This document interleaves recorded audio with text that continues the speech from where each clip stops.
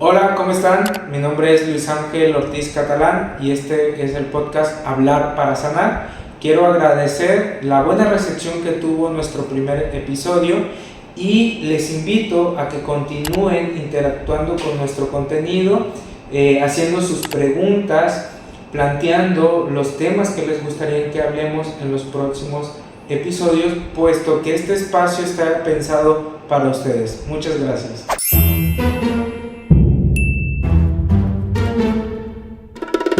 Quiero iniciar también agradeciendo su retroalimentación a este podcast, que sigan proponiendo más temas, que sigan generando más preguntas, pues la intención es poder satisfacer esa curiosidad, esa necesidad de conocimiento que ustedes tienen respecto a temas de nuestros especialistas. El día de hoy, precisamente, atendiendo, me parece que uno de los aspectos más constantes en este siglo XXI, una de las situaciones que más se presentan como condiciones psicológicas, como trastornos psicológicos, el día de hoy vamos a hablar de la depresión y la ansiedad, que muchas veces se confunden. En realidad son dos cuestiones que deben de trabajarse de manera muy distinta. También muchas veces se llama a la ansiedad, por ejemplo, estrés, o se confunde, se cree que el estrés es una condición patológica como tal. Y quisiera abordar este aspecto del estrés para entenderlo como incluso en cierta medida el estrés es beneficioso. Bien, el estrés es una condición neurológica, es un estado neurológico en el que el cerebro se encuentra en un estado de alerta máxima, por decirlo de esta manera. El estrés se produce porque el entorno le presenta a nuestro cuerpo, a nuestro cerebro, le presenta estímulos, es decir, información que viene muy cargada de contenido, por decirlo de esta manera. Entonces, el cerebro necesita procesar esa información de una forma muy acelerada, y eso, vamos a decirlo así, lo agota. Y entonces ese agotamiento va generando una sensación de cansancio y sobreexige a nuestro cerebro que trabaje de forma más acelerada. El estrés siempre ha estado en nosotros, incluso otras especies lo experimentan. Básicamente todas las especies que tienen sistema nervioso central experimentan estados de estrés. Y el estrés como tal no es una condición perjudicial para nuestro cuerpo, por el contrario, nos pone, como decía, en un estado de alerta. Cuando el estrés está presente, por ejemplo, la mayoría de mis sentidos funcionan de una manera mucho más aguda, son capaces de registrar estímulos de una manera más eficiente, puesto que mi cerebro está en esa condición de alerta. Un estrés sobrellevado de manera pertinente, de manera, digamos, funcional, es beneficioso, porque me ayuda a, insisto, poder registrar de una manera mucho más sutil la información que estoy recibiendo. Y también, por ejemplo, de poder procesarla de manera más eficiente y hacer con ella algo de provecho. Sin embargo, actualmente, como está conformada nuestra sociedad, hace que recibamos muchos más estímulos, mucho más información de la que habitualmente nuestro cerebro está acostumbrado a trabajar. Estamos llenos de información, es una era de mucha información en todos los sentidos. No solo me refiero a la información que recibimos a través de redes sociales, me refiero en general. Si vamos por la calle estoy recibiendo mucha información, el ruido, las luces, las personas con las que interactúo. Si yo voy en el transporte público, por ejemplo, pues estoy recibiendo mucha información. Lo mismo, por ejemplo, en el trabajo. Pues los trabajos actualmente implican atender a muchas personas, tratar con muchos compañeros, recibir muchas instrucciones. De pronto tenemos más de una persona que nos da instrucciones, y todo eso pues está alimentando a nuestro cerebro de información. Es una época de mucha información, además de la que nosotros agregamos, insisto, a través, por ejemplo, pues de plataformas, de redes sociales, del contenido que consumo. Y eso pues está agregando también información a mi cerebro que al final tiene que procesar. Entonces, ¿qué ocurre? Pues que ese estrés, esa sobredemanda hace que mi cerebro se canse. Ese agotamiento, pues, si se prolonga por un tiempo considerable, puede derivar en un trastorno psicológico. Claro que puede aparecer depresión o ansiedad, incluso algún otro tipo de trastorno psicológico. Pero hoy quiero concentrarme en estos dos, en depresión y ansiedad. ¿Ok? Si bien mantienen características comunes, por ejemplo, la pérdida de interés en las actividades cotidianas, tanto alguien que tiene ansiedad como alguien que tiene depresión podría presentar esa pérdida de interés. Sin embargo, hay diferencias sutiles que yo propiamente no podría identificar, y aquí es cuando se hace importante que entre un especialista que me ayude a encontrar esas diferencias, porque no es lo mismo que yo pierda el interés por mis actividades cotidianas porque tengo una sensación de tristeza que no me abandona, a si yo pierdo interés en las actividades cotidianas porque no me puedo concentrar en esas actividades, puesto que estoy sobrepensando las cosas. Ahí hay una diferencia esencial. La primera, esa sensación de tristeza que no me abandona, es depresión, y el pensamiento que no puede abandonarme, que no deja de estar ahí, de aparecer, y que me llega a ser muy cansado, es tenerlo todo el tiempo y no me permite concentrarme en otras cosas, eso es ansiedad. Creemos que la depresión es una y la ansiedad es una en sí misma. Me refiero como si fueran solamente dos trastornos psicológicos, cuando en realidad son más bien dos categorías de otros trastornos psicológicos.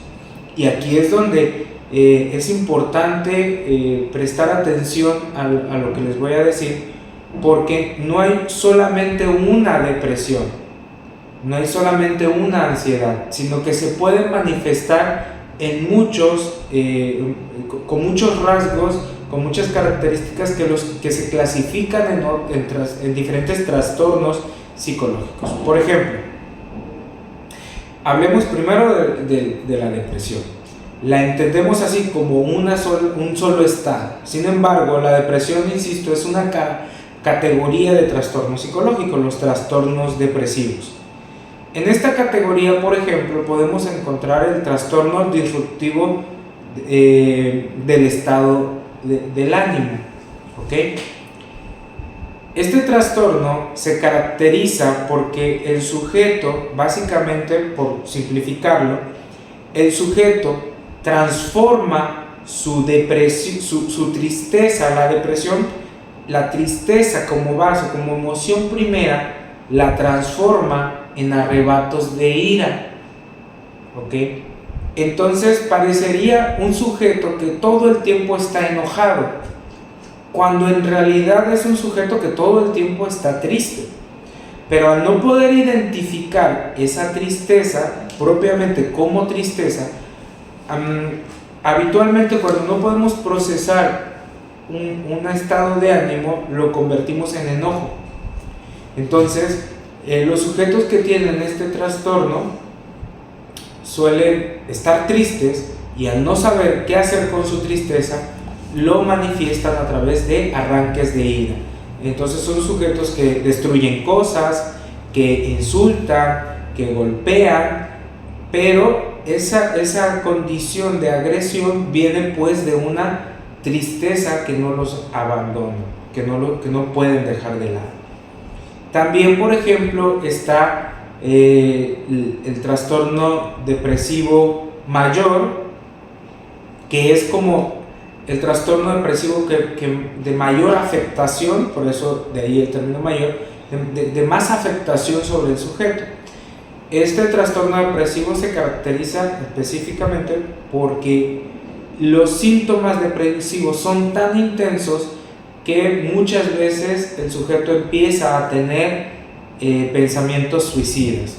Cuando aparecen los pensamientos suicidas, cuando aparece siquiera la idea de la muerte como la solución para salir de ese estado de ánimo, muy probablemente, y si lo han estado viviendo, los invitaría a que consulten a un especialista, porque si empieza a aparecer el pensamiento de que la muerte es la solución, quizá me encuentro en un trastorno depresivo mayor. Y aquí, cuando aparece esa condición, no solamente es suficiente el proceso terapéutico, también hay que acudir con un psiquiatra que me pueda dar acompañamiento a través de medicación que me ayude a regular mi situación neurológica. Por ejemplo, también existe la distimia o trastorno depresivo persistente. Este incluso es un poco más sutil, porque muchas personas, al padecerlo durante mucho tiempo, lo vuelven como algo propio de su personalidad. Suelen decir, es que yo soy así, suelo ser alguien introvertido, suelo ser alguien en el que predominan estados de ánimo de tristeza, ¿no? Digámoslo así, si quisiéramos representarlo un poco gráficamente, y que me parece que el ejemplo les será ilustrativo, piensen en el personaje de Winnie Pooh, en el burro, que todo el tiempo tiene como un estado de ánimo de tristeza, y va por ahí y hace sus actividades y participa en las aventuras de los amigos sin esa tristeza que lo abandone. Eso sería un trastorno depresivo persistente, y muchas personas lo sienten así, sienten como que es parte de su cotidianidad. Sin embargo, no debe de ser así. El trastorno depresivo persistente o distimia se caracteriza pues porque el sujeto entra y sale en periodos de tiempo, entra y sale de estados depresivos. Puede pasar un periodo depresivo de 3 meses, luego puede pasar una semana en la que se siente bien, pero después vuelve a aparecer el estado depresivo. Y esos episodios depresivos pueden ser desde una depresión muy leve a episodios depresivos mayores, ¿no? Es decir, estos que hablábamos hace un momento, en donde pues aparecen los pensamientos suicidas, por caracterizarlo como uno de los síntomas más comunes en la depresión mayor. También, por ejemplo, existen trastornos depresivos inducidos por sustancias. ¿Qué quiere decir? Que puede aparecer los síntomas de depresión derivado del consumo de algún medicamento, por ejemplo, o el consumo de alguna droga recreativa. Digamos, si consumo LSD, en ese momento podría tener pues esta reacción eufórica, pero posteriormente podría aparecer un cuadro depresivo derivado del uso de esa sustancia. O un medicamento que puede ser un medicamento incluso que puedo comprar sin receta, como medicamento para el dolor, como algunos antigripales, y pueden derivar en estados depresivos. Pero mientras lo estoy consumiendo, yo puedo pensar de esta manera: es que es el medicamento que me tumbó, como solemos decir, ¿no? Es el medicamento el que me está haciendo sentir de esta manera. Pues sí, es el medicamento que te hace sentir así, pero porque estás presentando un estado depresivo, ¿no? Un trastorno depresivo inducido por sustancias. También existe otro tipo de depresión muy común en las mujeres, y que pocas veces lo asocian como un trastorno psicológico, que es el trastorno disfórico premenstrual. Es decir, antes de que llegue el periodo menstrual, estos días de menstruación, suelen darse episodios depresivos y se convierten en algo tan cotidiano, en algo tan constante, algo que ocurre mes con mes, que lo ligan pues a la cuestión de la menstruación, pero no lo perciben como un trastorno psicológico. Bueno, si tú eres una mujer que vive esto, debes de entenderlo así, sí es un trastorno psicológico, ¿no? Entonces, por mencionar algunos, me parece que creo que incluso he mencionado la mayoría de los trastornos depresivos, pudiera por ahí escapárseme alguno, pero pues te invito que si tienes dudas más sobre el tema, las plantees en la descripción del podcast y podamos abordar más estos temas si son de interés de la mayoría de ustedes. Hablemos ahora de la ansiedad. También es una categoría, y en la ansiedad también hay otros trastornos psicológicos dentro de esta categoría. Evidentemente está la ansiedad generalizada, eso que conocemos como ansiedad propiamente. ¿Qué quiere decir ansiedad generalizada? Que es un trastorno de ansiedad que aparece por muchas razones. Generalizada quiere decir que son muchos factores los que pueden hacer que aparezcan los síntomas de ansiedad, como por ejemplo hiperventilación, como mareos, dolores de cabeza, náuseas, sudoración, por hablar de como estos efectos fisiológicos, o un pensamiento que no puede abandonarme, que también creo se le llama pensamiento rumiante. Es decir, si yo llego todas las noches y estoy pensando en cosas por periodos muy prolongados, de pronto ya son las 3 de la mañana y no puedo dejar de pensar en esas situaciones y luego brinco de un pensamiento a otro, pues seguramente estoy pasando por un trastorno de ansiedad generalizada, es decir, que muchas cosas lo pueden estar detonando. Pero también, por ejemplo, existen los síntomas específicos de ansiedad. Uno muy común y que seguramente lo identificarán es las fobias, las fobias específicas. Es decir, los síntomas ansiosos aparecen ante un objeto específico, ante un estímulo específico. Puede ser un animal, puede ser una situación, puede ser un lugar, puede ser un objeto, que puede ser incluso algo que nosotros sabemos propiamente que no puede causarnos ningún daño, como por ejemplo, no sé, he escuchado en mi experiencia que hay incluso personas que tienen fobia a ciertas comidas como el queso, ¿sí? Los sándwiches, algo pues que parecería que no puede producir un daño, detona estados de ansiedad, todos estos síntomas que antes mencioné, pero se dan en objetos específicos, en animales específicos. Eso es esa fobia específica que produce estados de ansiedad. Entonces, si tú tienes una fobia, tienes ansiedad, ¿ok? También está la ansiedad social, es decir, aquella ansiedad que surge ante situaciones sociales que generan mucho estrés. Por ejemplo, tener que hablar en público, enfrentarse a un público puede producir estados de ansiedad, síntomas de ansiedad constantes, muy fuertes.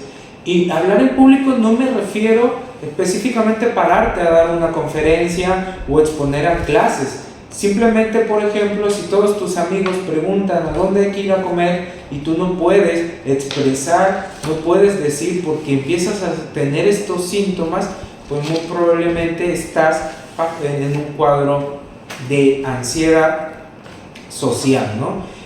Con social nos referimos a aquellos eventos donde participa más de una persona. Ahí es donde tenemos ansiedad social.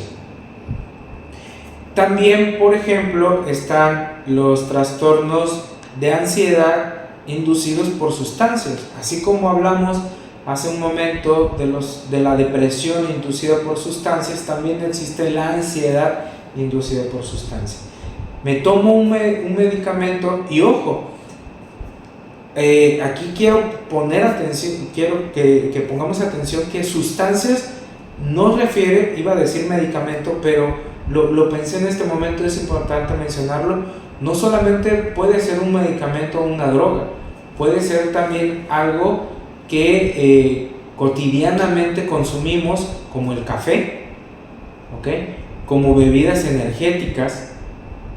Esas sustancias pueden detonar episodios ansiosos y pues yo puedo asumirlo como, es que el café estaba muy fuerte y eso es lo que me hace pues que tengo ahorita una sensación como que quiero hacer muchas cosas pero no sé qué hacer y me sudan las manos y tengo una sensación de latido acelerado de mi corazón, pues estoy en una situación de ansiedad. Y si cada vez que yo consumo café o alguna bebida energética, sin decir marcas, pero pues ustedes saben estas que contienen mucho azúcar, puedo estar presentando un cuadro de ansiedad, un trastorno de ansiedad derivado de esa sustancia. Y además, por ejemplo, si tengo un